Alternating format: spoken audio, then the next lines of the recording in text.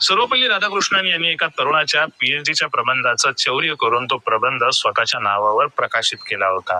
तेव्हा तो तरुण राधाकृष्णन यांच्या विरोधात कलकत्ता हायकोर्टात गेला होता. याचे अनेक संदर्भ आहेत, कोर्ट डॉक्युमेंट आहेत, अनेकांनी आपल्या पुस्तकांमध्ये नोंदवून ठेवलेला आहे. त्यामुळे चोराच्या नावानं शिक्षक दिन साजरा करण्यापेक्षा तो दिवस प्रामाणिक शिक्षकांच्या नावाने साजरा होणं हे कधीही उत्तम, कधीही बेस्ट आहे.